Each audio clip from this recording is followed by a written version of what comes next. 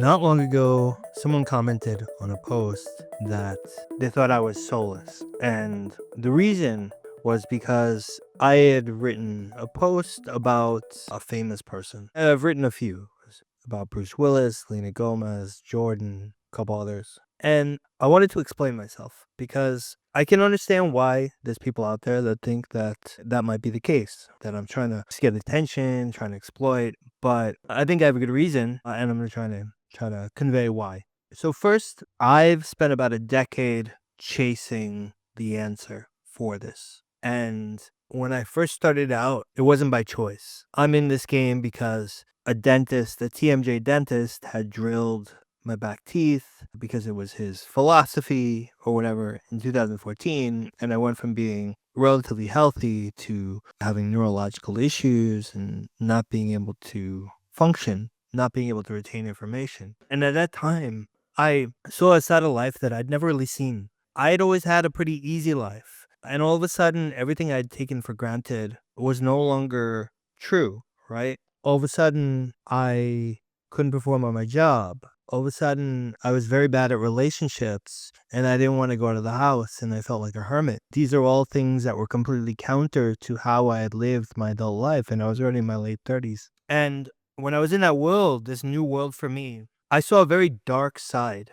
that I'd never really seen before because I didn't have to see it, right? And I began hanging out on TMJ Facebook groups, which were very popular at the time, and seeing all these people with other issues and befriending them and spending hours upon hours engaging in threads on these groups. I would even meet some of the folks on calls and get to know them. And I met some really kind of different people, right? So there was a guy that lived in the dark because of something that a dentist had done to him. And every time I talked to him, on chats, he would repeat the same thing, which is the life he had before and how this dentist had taken everything from him. And I can just imagine how that is all he thinks about day in and day out, and how painful that must be because your entire life, as you know it, is taken from you, and you blame a dentist. And he was a more extreme case, but I've also,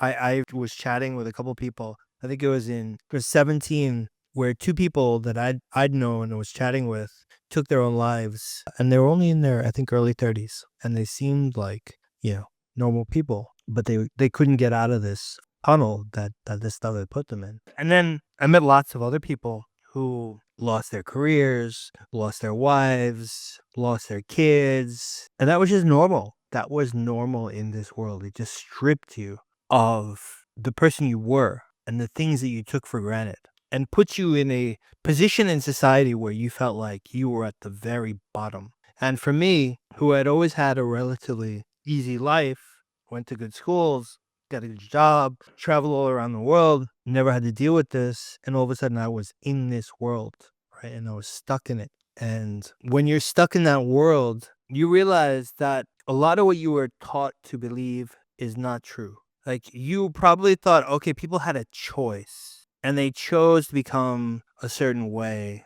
because they were weak or they lazy, right? These are the things that we've been told. And here I was, this person who was an adult in their late 30s, extremely competitive my entire life, and, successfully competed in work, in school, and in sports. And I lost this battle. Like, it wasn't even close. When this dentist drilled my teeth, like, I was screwed. It didn't matter. Like, it didn't matter how strong I was. It just dismantled me because you lose your neurological function in part. And what I see is that this world's getting a lot darker, meaning that with every generation, this stuff gets worse and people are going to have more medical issues and the system doesn't get it. So these people just go in circles and run up more medical bills, and it becomes harder and harder for governments to pay for this. It's not hard to see how this is going to end very badly, right? Like, you just have to look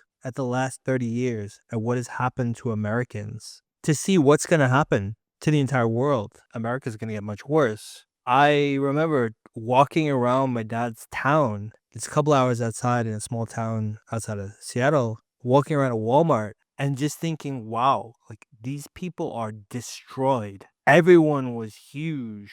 Nobody had a normal body anymore. And they must all be having health issues. Like when you're that big and everything's completely twisted, like health issues are a part of your life. The message that I'm trying to convey with this stuff is one of hope that this isn't how it has to be. Slide that we're seeing can be stopped and that people can be healthy and beautiful as a default. And this rocketing up of mental health issues and use of pills doesn't have to be that way. And that you can almost see a world that is almost completely without it because it's not needed. And that's the world that I see if this stuff spreads. I'm not a person who thinks like I'm going to be the one to take this to the world. That would be overly ambitious of me. But I do think that I can get a snowball started. God has blessed me with a decent head on my shoulders and an understanding of how content and social media work.